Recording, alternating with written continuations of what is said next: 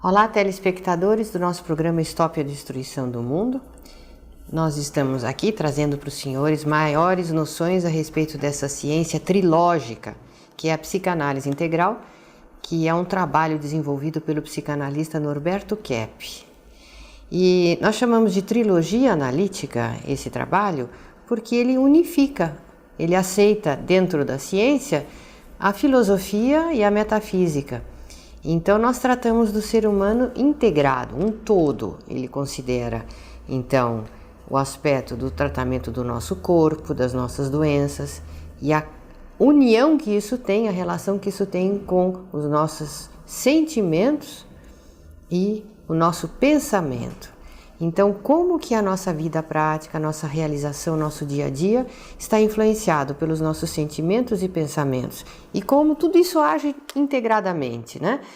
E como que a nossa psicopatologia, as nossas atitudes doentias, impedem que esse ser trino que nós somos funcione de uma maneira correta, vindo a causar as maiores perturbações no nosso planeta, na nossa sociedade, mesmo na nossa vida social, familiar e no nosso organismo. E nós temos livros publicados nas línguas inglês, francês, alemão, russo, português, sueco e finlandês. Então, nós estivemos, em vários países, até moramos 7 anos na França, moramos na Inglaterra, moramos em Portugal, além de já ter morado nos Estados Unidos, na Áustria, evidentemente, Agora, nos Estados Unidos, eu escrevi um livro, veja o nome, sobre a decadência do povo americano e dos Estados Unidos. Em 84 eu escrevi esse livro. E como os senhores sabem, a decadência não é só uma questão econômica.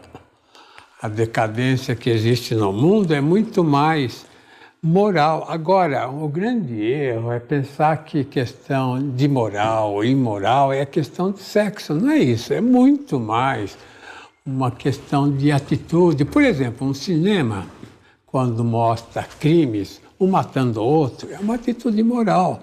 Isso não devia ser mostrado, não devia ser feito, a não ser excepcionalmente, num caso assim famoso, E não como o cinema tem feito de colocar o revólver na mão de uma pessoa para atirar em outra, então copos de bebida nas mãos das pessoas, ou cigarro para a pessoa fumar, ou atitudes assim malévolas, porque evidentemente os adolescentes e até as crianças se deixam influenciar muito pelas atitudes.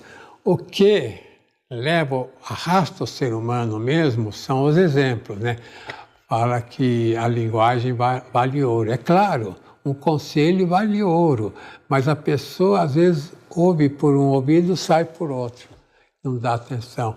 Agora o exemplo, como falei agora, arrasta a pessoa. A pessoa mostra uma coisa, o outro segue. Então eu queria mostrar um cartaz aí dos sinais de neurose. Veja aí o que fala.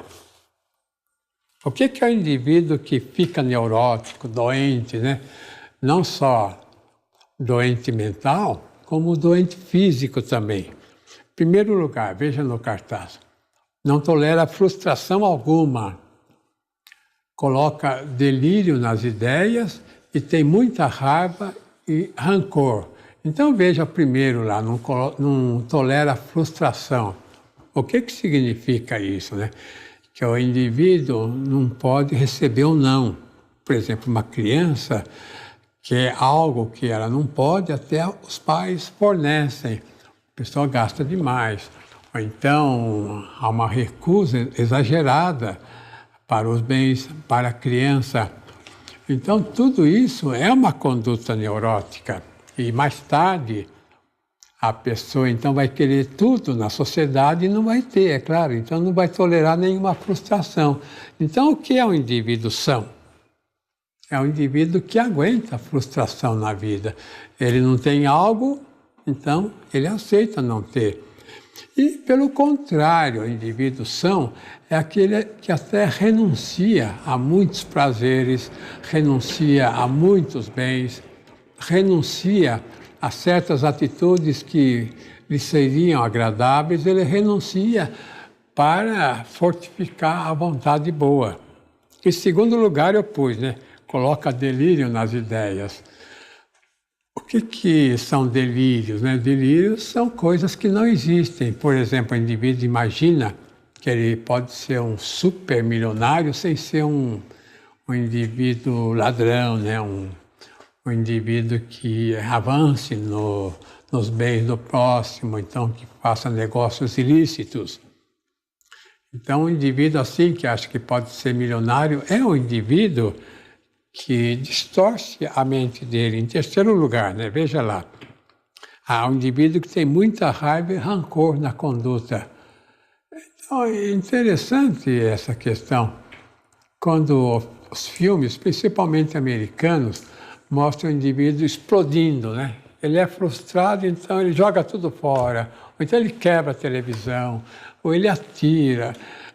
Uma atitude estourada que, aliás, essa atitude existe muito no mundo anglo-saxônico, pensando que o indivíduo manifesta a raiva, ele se alivia. Não é assim.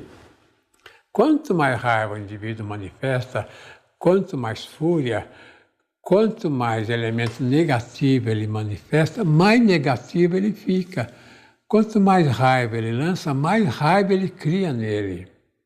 Então, amor com amor se paga, como fala, O indivíduo que dá amor recebe muito amor, mas o indivíduo que dá raiva recebe muita raiva. Isso, doutor Kepler? Vem desse engano de se acreditar que a raiva existe por si dentro da pessoa e que teria que esvaziar o interior da raiva. E não que a raiva é uma atitude, é até um hábito. Ao afeto. Isso, e se a pessoa se habitua e se desenvolve no sentido dessa atitude, ela vai ficando cada vez mais raivosa. E a raiva que a pessoa manifesta contra, ela atinge o próprio organismo. É muito fácil notar que as pessoas que frequentam muito os consultórios médicos, os hospitais, são pessoas que têm muita raiva. As pessoas que têm muito sintoma físico, têm muitas dores no corpo, isso é interessante. É uma pessoa que tem muita raiva no coração. Isso explica essa relação entre a vida emocional, os sentimentos e a nossa psiconeuroimunologia. Eu explico melhor nesse livro A Cura pela Consciência, Teomania e Estresse. Agora veja em quarto lugar o que eu escrevi lá. O indivíduo que não concatena bem as ideias, o indivíduo que não tem um pensamento organizado, coloca um elemento depois do outro, que é muito disperso, assim, vive num mundo muito assim, fora da realidade. É um indivíduo que acaba prejudicando não só a mente, mas o corpo dele também. Ou então, em quinto lugar, veja, o gosto excessivo pelo elemento mundano. O indivíduo que quer tirar o bem-estar de barzinhos, ou então de cinemas, que vai demais. É claro que uma vez ou outra, é claro que isso é normal, mas o indivíduo que procura, através da sociedade, tirar todos os bens, mas em prazeres, assim, inclusive passando noitadas fora. Isso é algo que acontece muito na Europa, principalmente em Portugal, e o povo lá está sempre sedado. Durante o dia eles não conseguem. Eu digo de Lisboa para baixo, de Lisboa até o Algarve, que o povo fica meio zonzo durante o dia por causa disso. Ou então, veja em seguida um outro elemento, olha lá, o apego demasiado ao dinheiro, O indivíduo, a gente pode falar sovina, o indivíduo avarento, que coloca no dinheiro a razão da vida, é um indivíduo que, evidentemente, é fora da realidade, porque algo exterior, como dinheiro, como poder, como algo sensorial, jamais vai no interior da satisfação. O indivíduo só se sente bem se ele estiver de acordo com o bem que há no interior, com a verdade que há no interior e com a estética que há no interior. Os senhores nunca notaram que os artistas, os bons artistas principalmente, são indivíduos pacíficos? É raro um artista assim que faça um crime, que crie problemas para a sociedade. É muito raro. Por quê? Porque ele está em contato com a harmonia interna, com a verdade, com o bem que ele tem no interior dele. Agora veja outro elemento que atrapalha a vida do ser humano, principalmente atualmente, né? A mania de fazer compra. A gente fala de consumismo, né? A sociedade tenta levar o indivíduo para o consumismo para sustentar esse capitalismo selvagem. Porque, é claro, o indivíduo, ele nasce, ele quer explorar os outros. Então, ele nasce com tendências capitalistas, vamos dizer. Isso é da patologia dele. Mas o indivíduo que geralmente faz compras, como um cliente esta manhã, a mãe dele fez 50 mil cruzeiros de compra e não tinha nem 2 ou 3 mil cruzeiros. Quer dizer, 50 mil de um dinheiro que ela não tinha. Isso mostra o consumismo a que absurdo leva a pessoa. E depois, em 8º lugar, veja lá, voracidade com comida e bebida e excesso de intriga e calúnia que a pessoa faça. Então, doutor Kevin, se nós formos analisar cada item desse que o senhor mencionou, cada item desse ocasiona, acarreta a destruição do mundo. Tudo isso leva o ser humano a destruir a si mesmo e o planeta. Então voltamos dentro de instantes para darmos continuidade ao programa de hoje.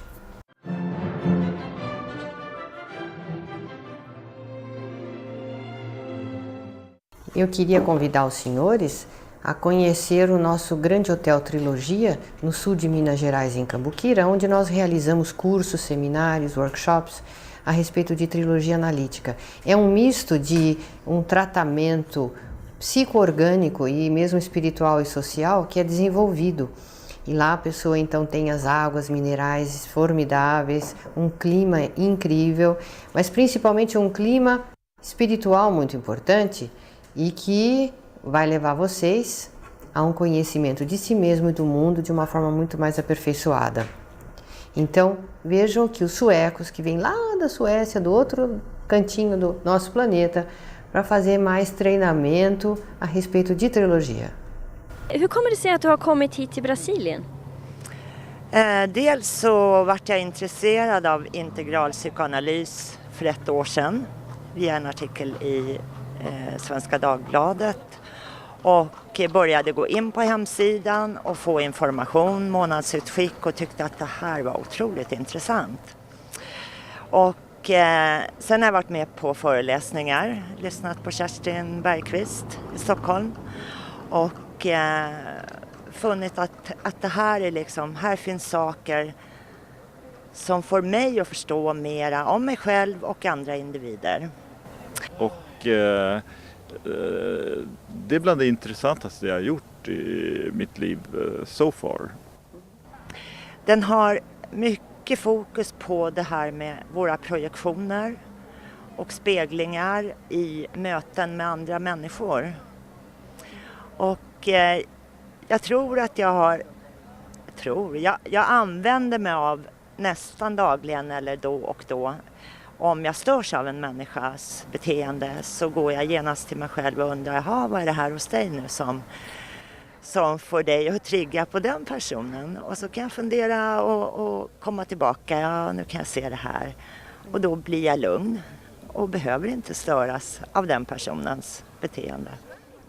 I alla mina relationer till min familj, mina barn, till min häst. Jag använder det dagligen. Och det är den kunskapen och förståelsen och insikten hur vi fungerar. Det är den insikten och förståelsen jag hittills fått om integral psykoanalys som jag tillämpar liksom på så långt jag har kommit. Och visst kan det fördjupas och vidgas och så vidare. Men... Eu gostaria agora de colocar cartaz para esclarecer a causa da neurose. Os senhores sabem que Freud ele via mais a neurose em questões assim afetivos sexuais, né?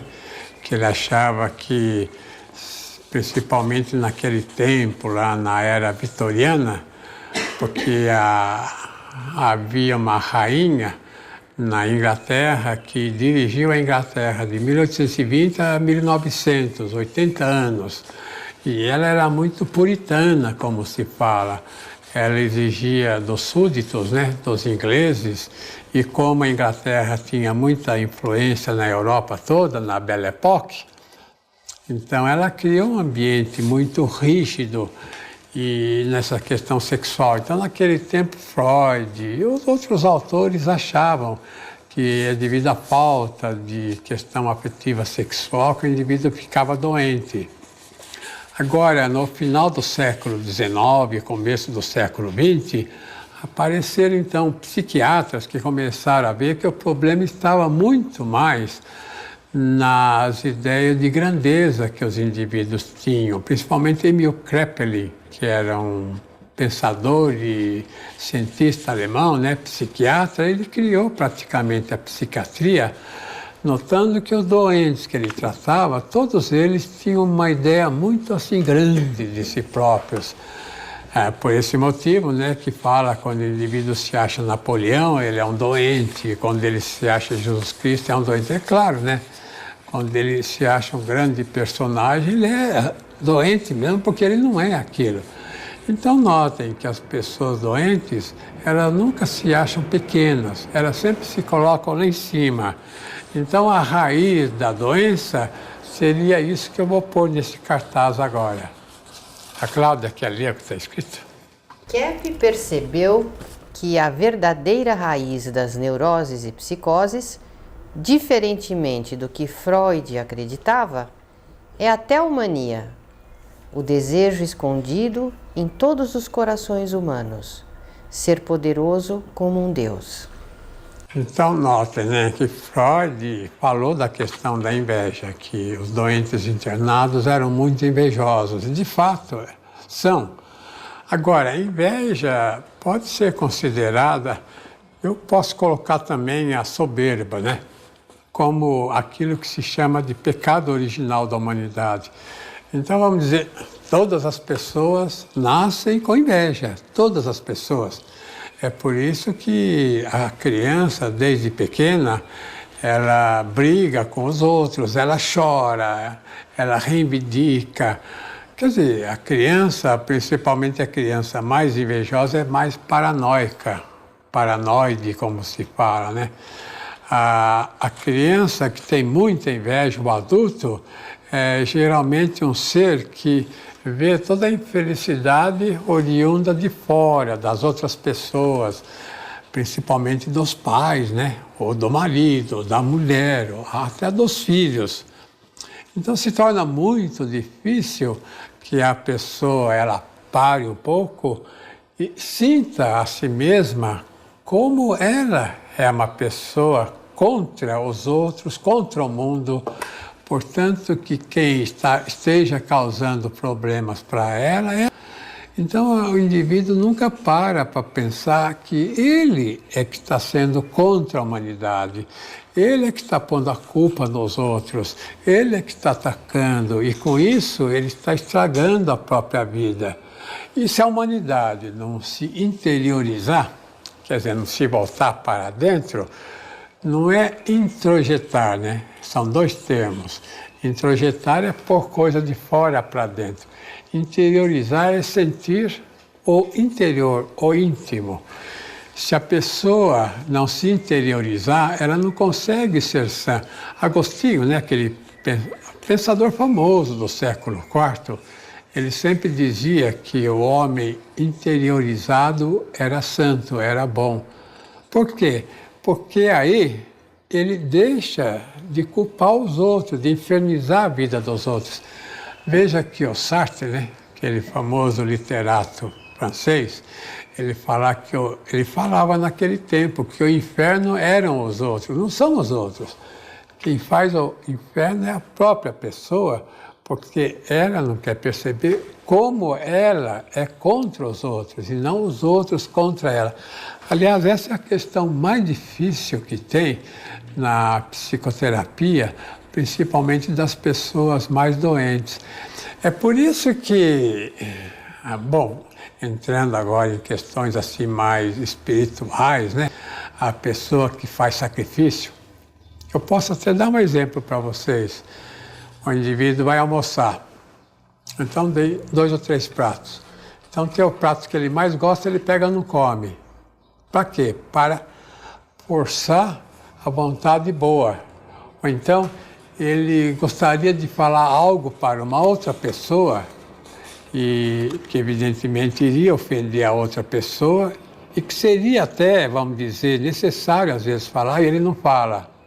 Não porque ele não consiga falar, mas para fazer sacrifício. Aí, esse sacrifício que ele faz fortalece a vida dele.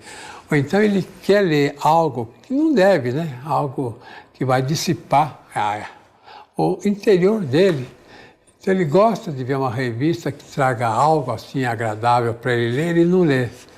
Ou então um livro que não seja assim necessário, mas que ele goste de ler, ele não lê. Ou então um passeio que ele vai fazer, mas que possa ser dispensável, ele não faz. Agora, o mais importante ainda é algo que eu pus no cartaz. Veja o que o cartaz fala. Um dia dedicado ao próximo. Esse exercício, viu, seria fantástico para a pessoa conseguir, com o tempo, adquirir alguma sanidade. Se ele pegar um dia da semana, seja segunda, terça, quarta, ou sábado, domingo, qualquer dia, e nesse dia ele resolver não tirar nada para ele, não fazer o dia para ele, ver o que os outros querem, ver o que a mulher, ou o marido, os filhos querem, ver o que os amigos, ver o que o trabalho exige. E é um dia dedicado só para realizar o bem para o próximo. Se conseguir uma vez por semana fazer isso, em pouco tempo os senhores irão ver como vai melhorar a vida psíquica e como vai, é claro, né, resolver uma série de problemas. Por quê? Porque o problema do ser humano está na vontade. Veja esse cartaz. Aí, realizar a própria vontade e aceitar o mal. Por quê, né? Porque a vontade do ser humano está ao contrário, está invertida. O ser humano quer aquilo que a inveja, que a voracidade que vem da inveja fornece para ele. Comer demais, beber demais, fumar demais, assim, dissipar demais, viver uma vida dissipada, né? Uma vida sem serventia e não uma vida séria para fazer alguma coisa para o bem do próximo e o bem dele. Em segundo lugar, veja lá, a vontade do homem está invertida por causa da inveja, como eu falei. Em terceiro lugar, ele inverteu a etiologia da neurose, colocando o instinto como doença. Eu quero dizer isso, né? Não existe o instinto de morte, que o indivíduo nasce com o instinto para morrer. Não existe isso. O que existe é um impulso para a morte por causa da inveja. O indivíduo muito invejoso, ele quer acabar inclusive com a vida dele, para não dar prazer para os outros e principalmente para não dar o braço a torcer que ele é filho de Deus. Inclusive para não ser grato, né, Dr. Kepler, a todo o bem que recebe. Immanuel Kant, em quarto lugar, ele diz que o homem quer ser livre para fazer o mal. Veja que exata essa sentença dele. E em quinto lugar, se o indivíduo for muito doente, tudo o que ele fizer é errôneo.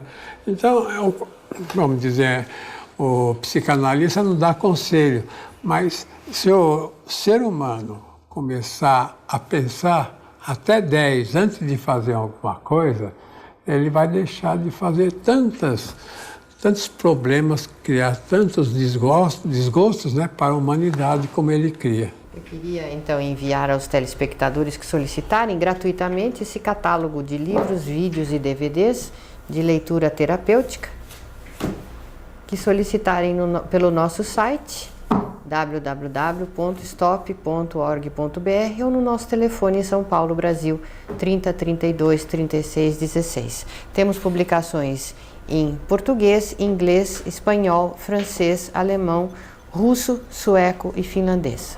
Até a semana que vem.